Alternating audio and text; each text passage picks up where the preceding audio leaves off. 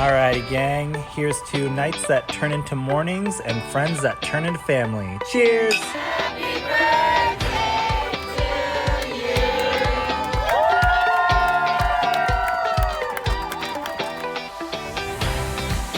Hello. Welcome to the Friendship IRL podcast. I'm your host, Alex Alexander, and each week we explore what's working and what's not in our friendships, community, and connections. Have you ever wished you could sit down and have a conversation about what is really going on in your friendships? Well, you found your people.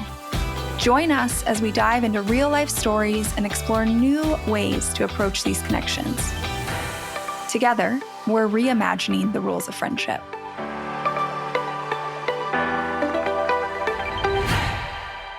I'm not going to say that everyone wants couple friends, but if you are in a partnership, if you are newly dating, together for decades, a lot of people come to me and tell me that they want to know how to make couple friends.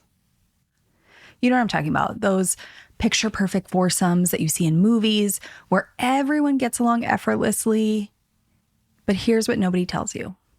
You're not making friends one couple to another couple. You're actually building 4 separate friendships at the same time. And when you think about it that way, it changes everything. Today, I want to talk about couple friends, the reality of those dynamics, my experiences, some very practical things, what happens when it feels hard or awkward things come up. We're going to cover it all in today's episode. And I don't want to say it's going to make you shy away from couple friends, but I do hope it makes you think of them differently. And I think that's a good thing.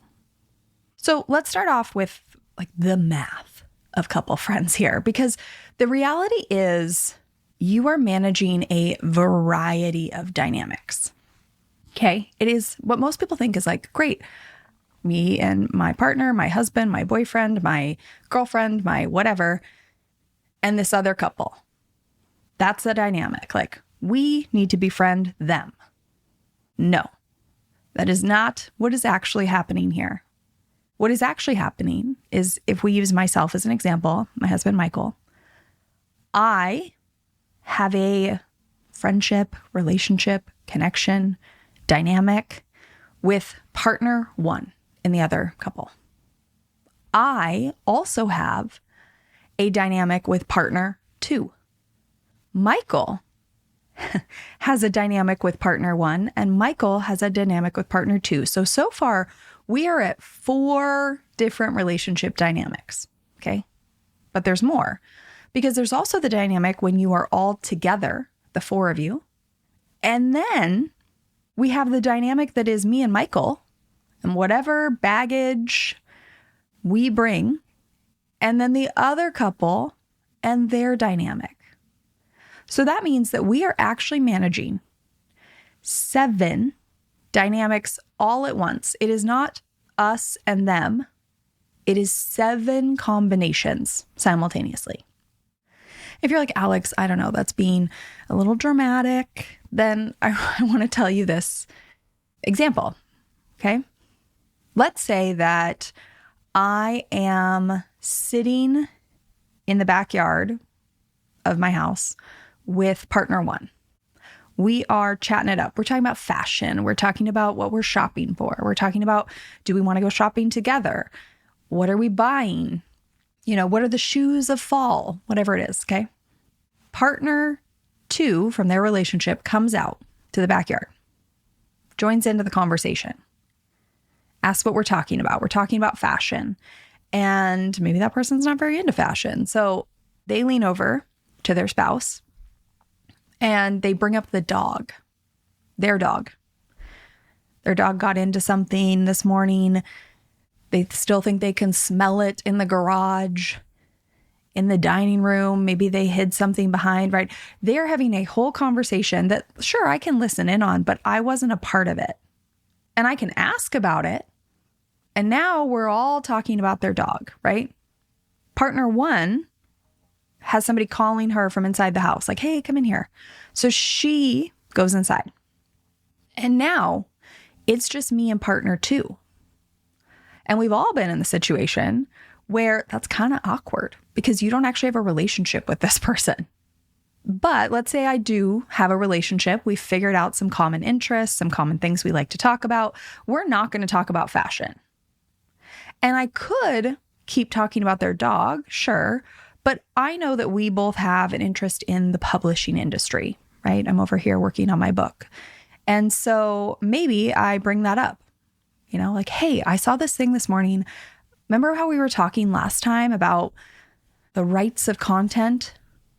I read this article, and now we are deep in a conversation about the publishing industry.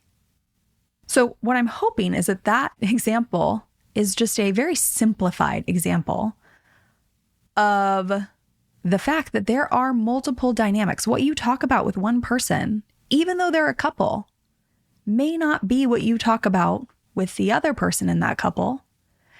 And the things that they talk about together may not actually involve you. Do you see what I'm saying? Now, let's say that Michael, my husband, and both partners end up coming outside, and then we might launch into an entirely different topic. Maybe we start talking about making plans for some holiday adventures we're going to do together. We're going to go to that parade, and we're going to do this, and we're going to do that. And maybe we wanted to wait to talk about that until we were all together because it involves all of us making plans and looking at our calendars, right? And sure, we maybe could have done it with one person inside, but then we probably would have had to rehash that conversation.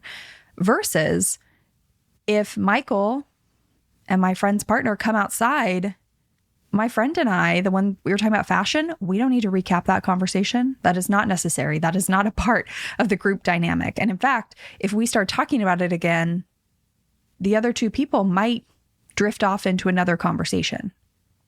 So the whole point of pointing this out to you is that I think when we think of it this way, the fact that we are managing all these different dynamics and connections and combinations, one, I hope, makes you realize that it's important to invest in the individual connections. And you don't need to be their best friend. You don't. But I think it's worthwhile to understand and explore what you might talk about if you're the only 2 people left in the room so that you're not standing there awkwardly. It's also important to highlight this variety of dynamics because so many people, when they come to me and say, like, I just want to make a couple friends, or my partner doesn't want couple friends. I've heard that one quite a bit. Or I've tried and I failed. It's not as simple as just you and them. And so I think you need to give yourself some credit if you're managing all these dynamics. Like, it's a little bit more like advanced friend making, I guess. I think anybody can do it. I'm not saying you need to wait until you've reached some advanced level. I'm just saying we're managing a lot at one time. And so if it feels hard, there's a reason for that. It's not just you. It's not in your head. It really is because you might as well think of another set of couple friends as honestly a friend group. It's the same way I talk about a friend group, right? We are balancing all these individual dynamics. And at the end of the day, if you want those movie really close, show up at each other's house, have it be seamless and easy. That is not just because, we found really great couple friends. It's because when you peel back the layers and you get underneath there are really strong individual connections between each combination of people. And again, one more time, I'm going to say that I don't think that means that everybody is the same level of closeness. You could be present friends. Like, I could be present friends with one person in that other partnership. And then Michael and I are very much present friends because we are living life together. And I might just be kind of like a defined familiar friend with that other partner. That's okay as long as we are both aware of that, number one, and respectful of the fact that we're not going to have the same level of vulnerability that I have with their spouse. But 2, we have worked hard enough to figure out like what are the comfortable conversations. We are well aware that not everything is going to feel comfortable and easy to talk about because we're not that close. But we kind of have this acceptance level of what is easy and comfortable to talk about. I think that's really where the magic happens. So let's talk a little bit about, I'm calling this like my couple friends reality check here. Why can I tell you about couple friends? Well, when I was creating the outline for this episode, I was like, how many sets of couple friends do Michael and I have? I started counting. And my initial gut reaction was like, I don't know, maybe 10, right? Well, I passed 10 pretty quickly. I got to 15. I was like, okay, 15-ish sets of couple friends. That's fine. And then I kept working on the outline of this episode. And couples that we are friends with kept popping into my mind. And I honestly think that we have probably somewhere between 20 to 25 sets of couple friends. That is not a joke. That is dead serious. If you scroll through my text messages, there are all sorts of, we tend to make like group texts with with actually pretty much every set of couple friends. And often it's like Alexander's plus their last name or their last name plus Alexander's. And there are dozens of those in my text message thread. Now, not every set of those couple friends are our closest, deepest people, right? This ranges from friends who are more of dinner party friends, people where we still kind of pick up our house for them to come over here. This just happened this past weekend. To friends where at one point or another we've like lived together for a couple weeks. We have traveled together for extended periods of time. In the middle, we have friends where we go and do various activities together. We're all very comfortable. It's very casual. I don't need to pick up my house for them, but it would be a little bit of a jump or a stretch for us maybe to go on a longer trip together. It would really be a push if they moved in with us for some reason. I don't know, something happened to their house, right? I would be like, your house flooded, like come move in. I have done that for many people. So there's kind of this spectrum of closeness. We have friends that we, like I've mentioned, traveling, but we have a couple friends that we spend holidays together with, and we have multiple of those. Probably at least, 5+ sets, if I really had to sit down and think about it. We have friends that we have been couple friends with them for a decade plus at this point. Remember, Michael and I are coming up on 16 years together, so that's why that's possible. But we also have friends that are very close couple friends of ours who, we were like college friends with one person in that couple, and then they met a significant other and we had to like fold that significant other in. But we also have like brand new couple friends we've made in the last year or two, people that were just like some random friendship. And we decided like, hey, Alex is really good friends with this other person. Let's get the four of us together and see how that goes. There is no pattern exactly, I guess, to that 25 sets of couple friends. It's not like we've been friends with all of them for a decade plus. Some are very new, some are very old, some we've known for a really long time, but we're not as, I don't want to say close, but like vulnerable with. And you'll understand a little bit more what I mean further into this episode when I talk about that. Some are just people we kind of casually have over for dinner. Now, one thing to note is not all, but the vast majority of our couple friends are other cis heterosexual couples, right? So husband and wife, boyfriend, girlfriend, Michael and I. Not all, but a good number. And I think that's important to point out because my experience is when we have couple friends that do not fit that dynamic, it's honestly easier, I think, because a lot of the gender norms and like expectations are already put into question. So it feels maybe more completely normal to be close friends with both people because there's not any societal pushback of me, a married woman, being friends with a married man and being like, oh, but can you be friends? Isn't that weird? Don't your spouses get upset about that? No, because they're just like a brother. I don't understand this, guys. I never will. I'm not even going to entertain it, to be quite frank with you. So that's me. Please do not get upset if you're trying to make your first set of couple friends and I just told you that I have 25 plus sets of couple friends. Okay. You need to remember, if you're listening to this episode and you just got upset because you feel like this is so hard and I said that community connection has been probably the central value and priority in my life for many decades now.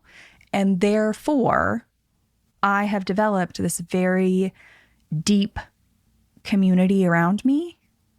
There is nothing to say that if you prioritize this couldn't be you in 10 years. There's nothing special about me other than the fact that this has been probably my biggest priority in my life the whole time. Okay, so I don't want you to get discouraged if that's you. Now, in going through this episode, I tried to think of a bunch of stories of different dynamics we've had with these people. So some reality checks here that I want to give you. There are definitely a couple friends we have where in the beginning, we didn't all click, okay? Like I can think in particular, a set of friends we've had for probably a decade plus at this point. But the first 4 to 5 years, I did not click with one of the other people. I just didn't. They weren't a set of people we like prioritized spending a lot of time with, but when we did, I made it work, okay? It took us probably 4 to 5 years to figure out the ways in which we connect. Also, her and I probably changed as people a decent amount, and we were kind of thrown together enough that we started to figure out. Now, these are people, this is another couple that like we spend holidays with them. We have seen them like once a week for the past month, but it took time. We didn't like click as a foursome from the beginning. It was a very, very, very slow burn. And for a long time, it was just like we only ever did things when it was the four of us. But now there have been many a time where it's like me and the other wife in this situation, we will go do things by ourselves sometimes. But that took a long time. I mean, that probably took like 9 years. And now I genuinely enjoy our time together. We're not the closest of friends. It's not like the first person I text all the time, but there are a lot of parts of our friendship that have gotten deeper over time. Another thing I want to point out is there are definitely dynamics we have where people, go into it with this assumption that if it's two heterosexual couples, if it's two husband wives, like the wives are going to be friends and the husbands are going to be friends.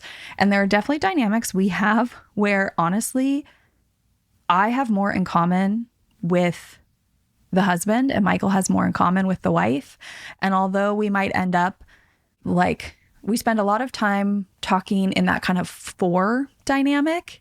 And when it splits off into duos, I tend to find, not always, but I tend to find that like me and the husband end up talking. And every dynamic is different. It's not always that way. We also have dynamics where, let's say, we have been friends with one person for a really, really, really long time. Like they were a college roommate. And then that person was single when Michael and I were together because we met junior year of college.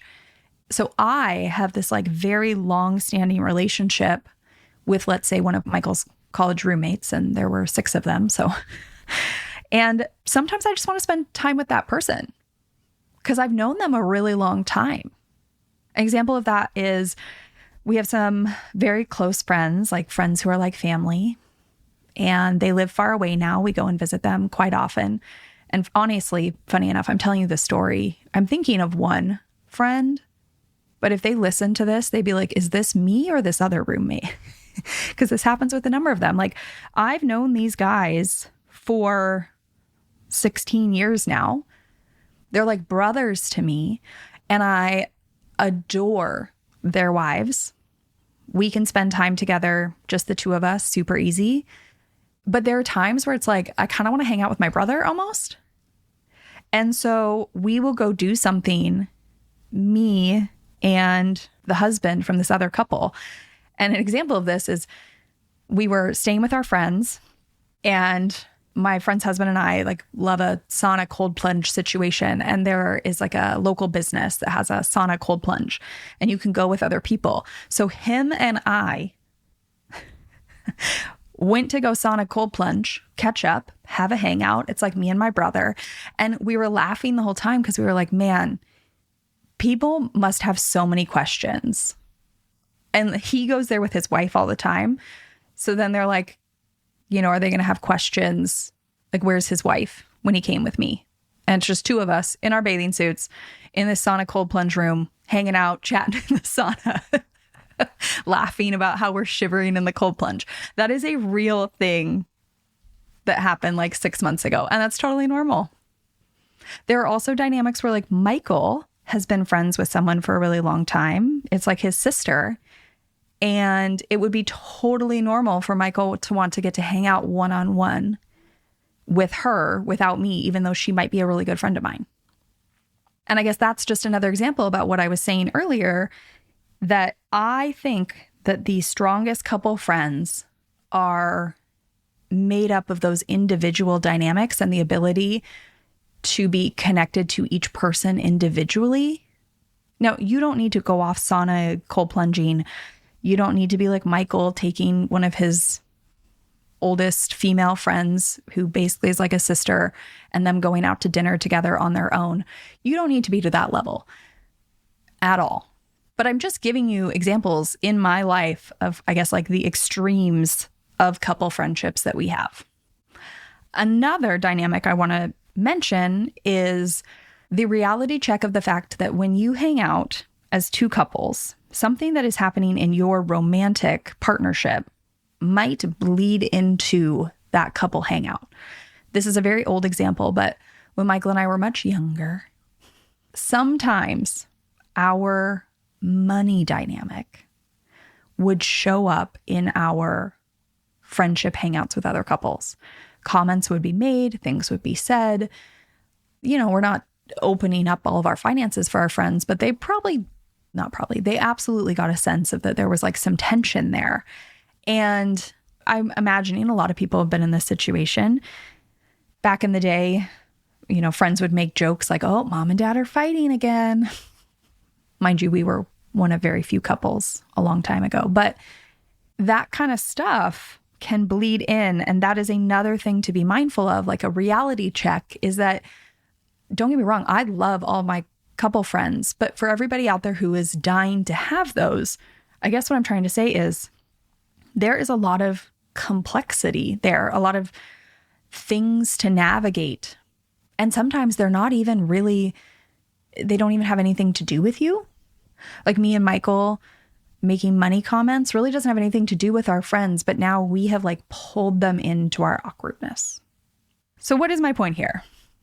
It's not just you and them. It is a very complex web of individual relationships, and some of them take time, some of them change over time, some of them are incredibly close, and others are looser. And if that's still something you want, then let's talk about where to find couple friends. Because I am still very open to even adding more couple friends to my life, which probably sounds absolutely absurd to some of you. Where I would start, the first thing I would start with is audit your existing friendships. Do you have a one-on-one friendship with someone where maybe it would be interesting to bring their significant other and your significant other into it? It is worth trying. It may not work. And if it doesn't work, that's not a failure on your individual friendship. Now, I would also say, don't just try it once. Try it a few times. And try different activities. I think there can often be this jump to like, let's get dinner together. But if you think about it, dinner is just you sitting there. It's a lot of pressure to make conversation, to figure it out. If you pick an activity, it takes that pressure away because you are doing something. And when you're doing something, everybody is participating in something they can talk about. Like if you're hiking, you can all talk about the sounds you are experiencing, the choices you're making about which trail to take, the snacks you brought, right? There are very tangible things to focus on. So try different activities. You know, if you want to have people over, maybe have a game night where people can talk about the game and it gives them some focus. Go to an escape room, go hiking, go try a new sport, go play pickleball. Like try to do something. Now, if you do lean into an existing friendship, we did this recently. We had a couple over, but I'm really close with her. We're just friends. Michael's met her a few times, and neither of us knew her new boyfriend.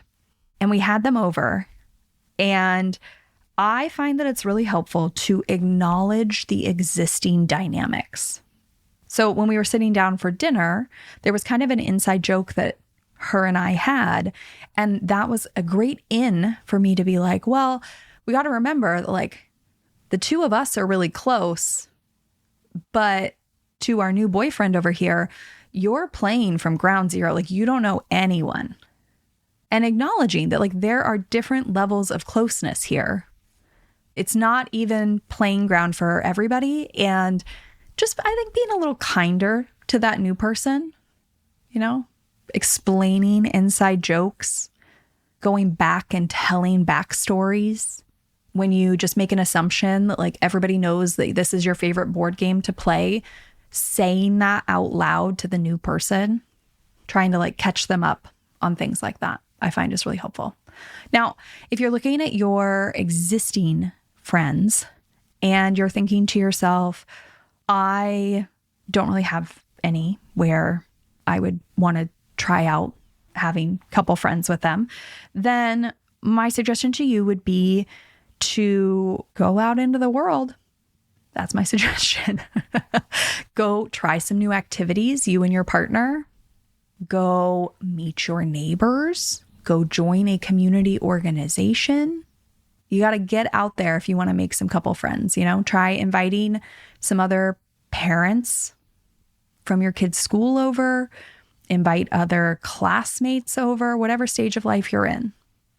But when you do that, acknowledge that you are trying to build all those dynamics simultaneously. So another route, if you want to find couple friends, would actually be that if you just really hit it off with somebody else in your mountaineering group, get together with that person individually. Even if you both go to the mountaineering group with your spouses, go do something one-on-one and kind of like kickstart that connection.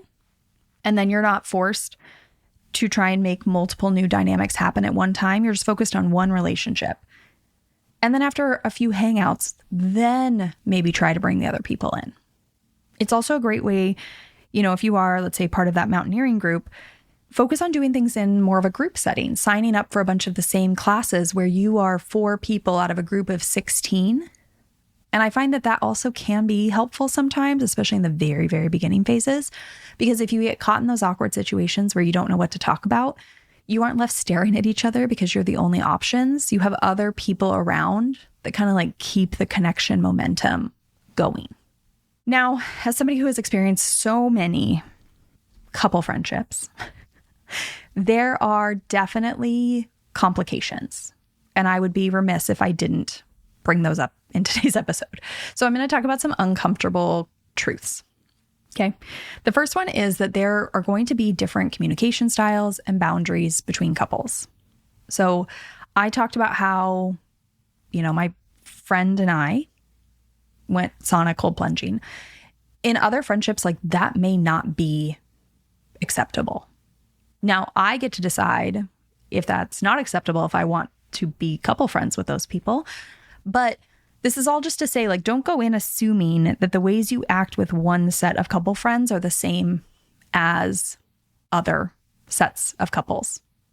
They are all going to be very, very different. Another example of that would be like money, okay?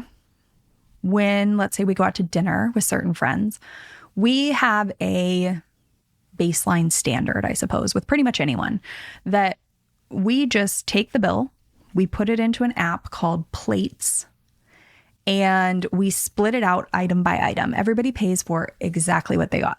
That's kind of our norm. Now, some friends, we have been friends with them for long enough, or we have kind of shifted how we do that. And it's like one couple pays and then the other couple pays. We don't do that with every set of couple friends. It is very dependent on who those friends are and how that feels, and if anybody has any like anxiety about that. If we went into every couple friendship just assuming we would go back and forth, I think we would have a lot less friends, to be quite honest with you. Maybe the takeaway there is like pick the like least vulnerable, like don't assume anything. Go in trying to be as conscientious of how other people might feel, and then peel it back in places where it feels okay. Another example of that just popped into my head is, certain friends, couple friends, like it's totally fine if I were to like go into their bedroom and sit on their bed while I'm chatting with maybe my friend who's getting dressed and getting ready to go out. If I went and sat on their bed, no big deal. There are other friends where I know that would make them kind of uncomfortable. Like their bedroom is their space. They don't want anybody else in there. And if I did go in, I'm definitely not sitting on the bed. I'm like standing there and leaning against the wall.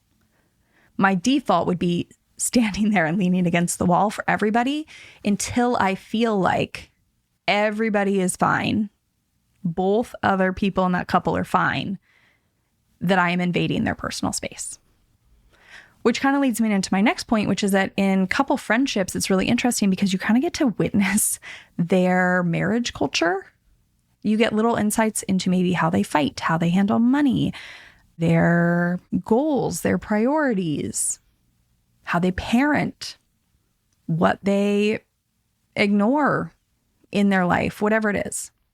And that can be an interesting thing because it doesn't really impact you for the most part. Now, there are situations in couple friends where, again, it doesn't impact you, but maybe you don't think that it's safe for one partner. I've experienced that too. That's another interesting thing about couple friendships, where when you get kind of let in, you might realize like, oh, I don't think that this is a positive partnership for both people. And I think that is a reason that a good number of people kind of like back away from couple friends. Like if you notice that, you might just be like, oh, I don't really want to be a part of that dynamic. And that's a choice, and everybody can do that. I'm a little different in the situations where I found myself where I feel like it's unsafe for somebody. I actually will push myself to continue hanging out because I really do want those friends to feel like I'm available if they want to call me and if they want to make a big life choice, like leaving their partner or taking a break or doing whatever they're going to do. But that is definitely an example of when couple friendships get complicated. My biggest takeaway is like the complications of couple friendships honestly mirror being in community, right? Different communication styles and boundaries, different cultures, like different windows into the ways people live that we may or may not agree with. There's also the chance when you make couple friends where, you really click with one person, but you don't mesh with the other person. And I mentioned one of those in the beginning, where it changed over time. There are others that it just is that way for as long as I've been a part of that couple friendship dynamic. And in my mind, this is a great training ground for existing in community. Like in the world, we don't always love or mesh with every single person in our neighborhood, in our PTA group, in our workplace. And I'm not saying you let that person harm you, but sometimes you do have to like coexist and figure out ways to push back and voice your own boundaries and things like that without just leaving. Another place where couple friends can get complicated is when life changes happen. It could be anything. It could be somebody getting divorced, somebody having kids, people moving, people switching career industries. It depends on how you are connected to your couple friends, what is going to really feel like it rocks the boat. And I have had many a set of friends where some big life change has happened, right?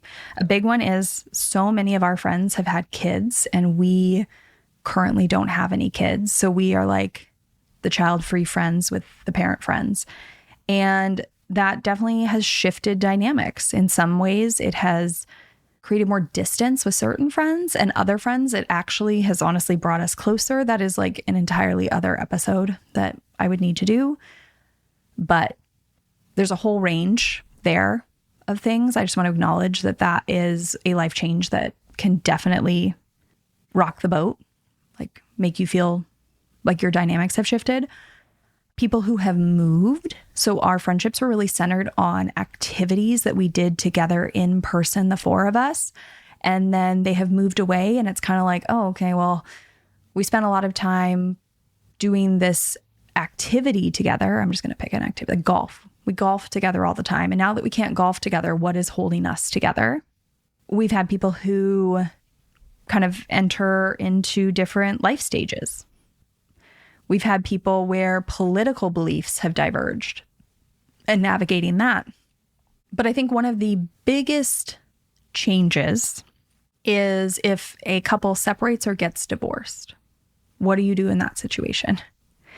My takeaway from experiencing this a few times now is, honestly, it highlights what is already there. What do I mean by that? If one of the dynamics in the other couple was mainly just you were like familiar, defined friends with them, you weren't that close with them, that is going to shine through versus if one person is like more of a present friend, you're way more ingrained. It's hard because I feel like it comes out from outsiders. It's like, oh, you picked so-and-so over so-and-so. My takeaway is like that dynamic was probably already there. Because if your closest friend in that couple maybe even was the one that was like the reason that ended the relationship, they gambled away all their money or they cheated or they did whatever, somebody might stick by that person's side just because they are closer friends with that person. So again, my takeaway is that when couples get divorced, it really highlights what's already there. And an example I have of this is we actually had friends a long, long time ago that we were incredibly close couple friends with. And I would say that her and I were very present, very, very close friends. And him and Michael were really good friends, like really good friends. And it actually kind of ended up being that we just focused on our individual friendships for the most part with those people because we were both so close with each individual person that there really wasn't picking sides. It was like maintaining, again, what was already there. The other thing I would note here, my key point of this whole, when like people separate, is that these challenges of couple friends, they aren't unique to couple friendships, right? I think a couple friendship is really similar to any friend group. And we all know that there are friend groups where a rupture happens, a fight happens, something goes down. And oftentimes, when people think of it as like picking sides, it's not really picking sides. It was that there were already dynamics that were there, and people are just continuing those dynamics. And this is happening in couple friendships, in group friends, in work friendships, in families that you're friends with, in your own family. What am I talking about? Like, this is not just unique to couple friends. And I do think that being able to navigate when there are ruptures of people around you is a skill that will serve you, right? What is so different between navigating two friends that get divorced and navigating parents? Like if your own parents get divorced, it's not easy. It's tricky. They maybe don't want to be in the same room together or they're fine with it. Everybody's different. It's the same exact thing if you're navigating couple friendships after a separation. Now, another challenge with couple friends is that sometimes I hear from people that one partner, like maybe your spouse, does not want couple friends. What do I do if my spouse doesn't want couple friends? And now that you've listened to this episode, maybe you're like, oh, I get why they don't want couple friends. Like that's a lot of dynamics and they don't want that stress in their life. I think it's a positive stress. I've already told you I have a number. I'm not saying don't do it. I could get why somebody's just like, I don't want to navigate this. If you really want that, then what I would suggest to you is to get curious about why they don't want it. Is it because they just believe that having couple friends is that idea of like going out to dinner together and sitting there and having that kind of forced, uncomfortable conversation? Is it because they think that having couple friends is the neighbors coming over to your house all the time and they don't want people at their house? Is it because a certain aspect feels overwhelming? Like, what if those couples split? I don't want to have to navigate that. Maybe if you suggested hiking friends that are couples, they would be more interested in that than those dinner friendships. Maybe the couple friends you want to have are work friends and they just feel like work is already tense enough without having to manage a dynamic outside of work. Like, why is it?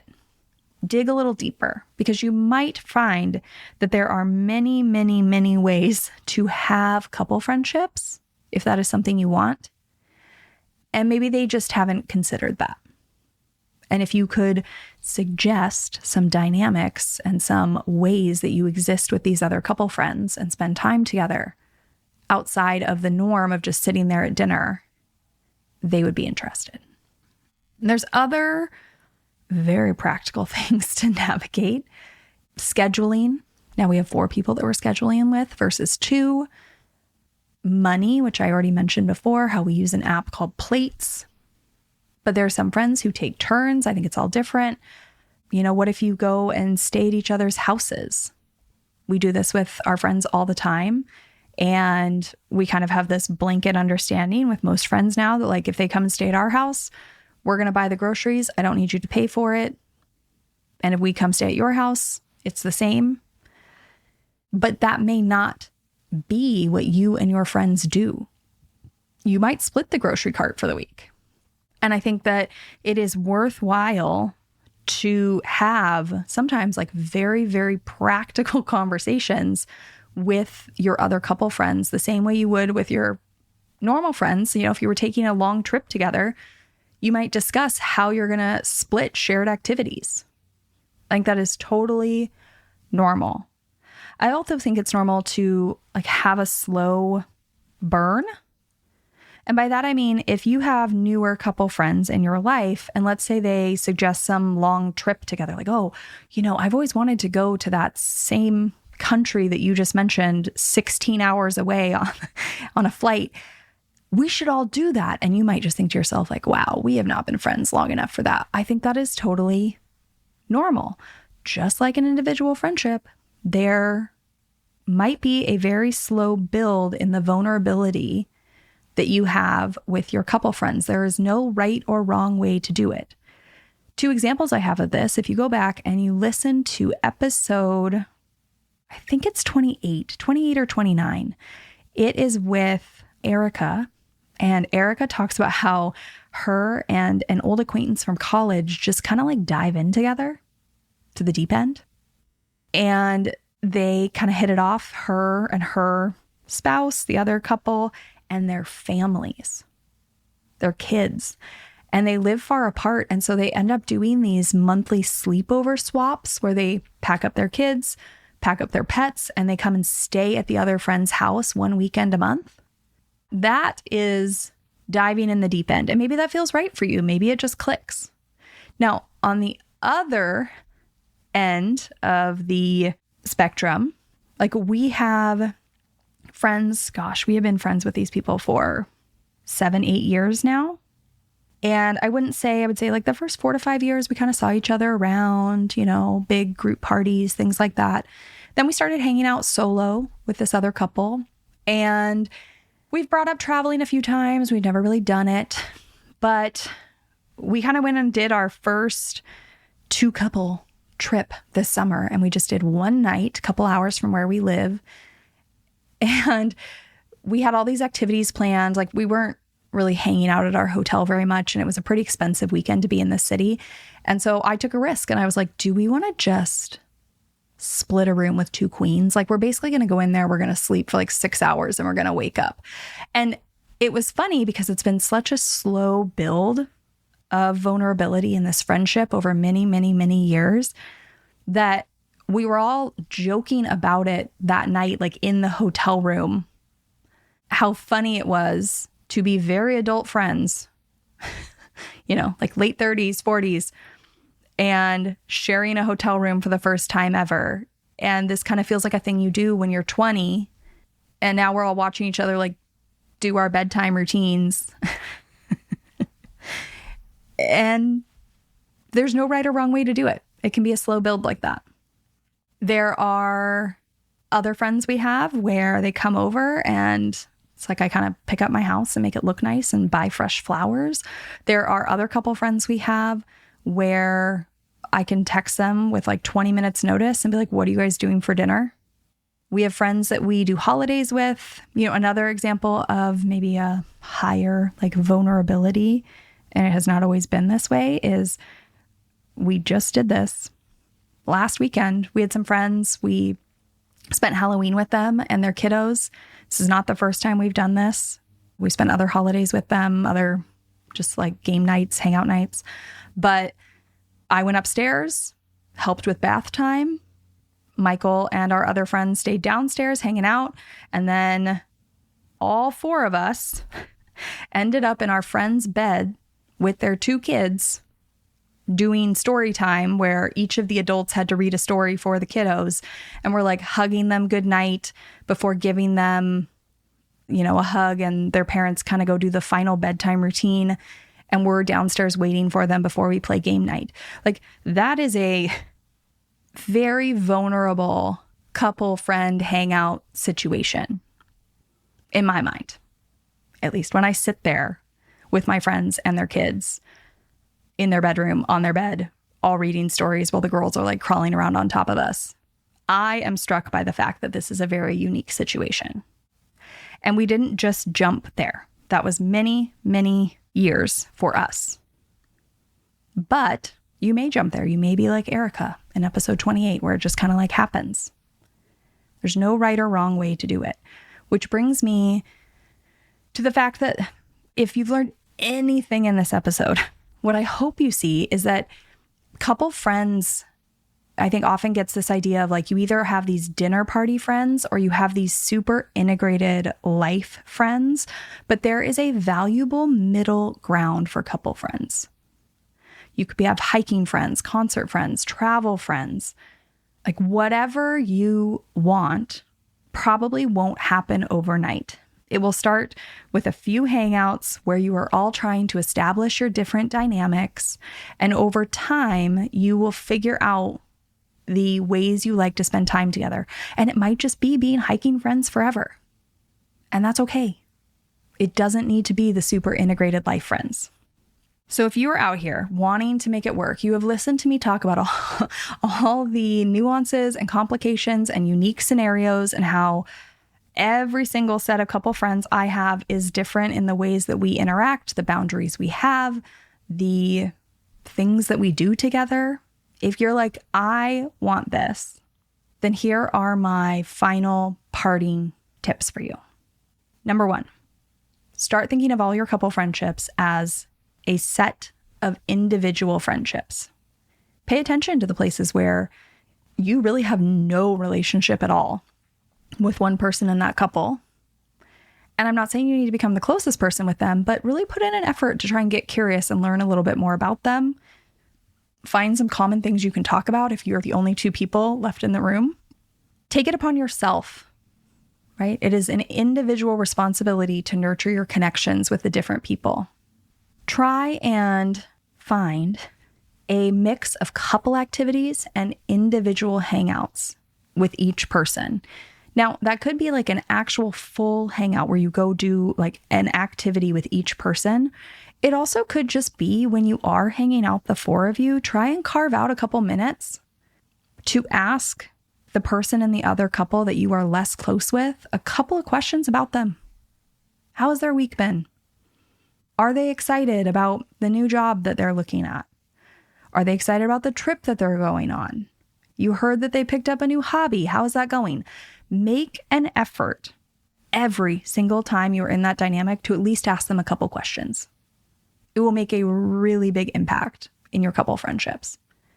And honestly, if you don't do that and you're struggling to make couple friends, that might be part of the reason that your couple friendships keep failing. Because if somebody comes home from that couple friendship, you hung out two couples and you're like, well, that person ignored me all night.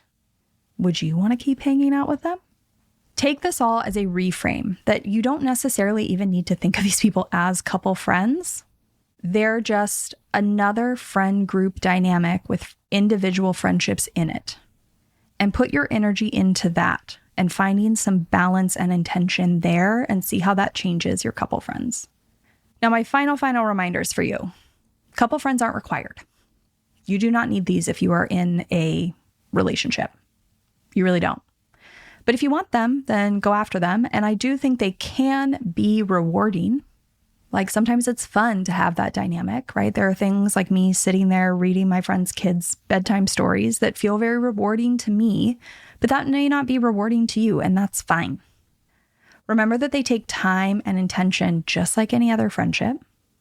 Don't expect perfect like movie storybook dynamics. And finally, because I have not said this enough times, that's sarcasm, by the way, the most important thing I can have you take away from this whole episode is that it is so important to focus on the individual connections within a foursome. That is what is going to make or break your relationship with your other couple friends. With that, I'll see you next week. Thank you for listening to this episode of Friendship IRL.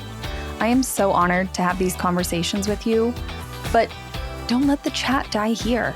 Send me a voice message. I created a special website just to chat with you. You can find it at alex.chat. You can also find me on Instagram. My handle at it's Alex Alexander. Or go ahead and leave a review wherever you prefer to listen to podcasts. Now, if you want to take this conversation a step further, send this episode to a friend.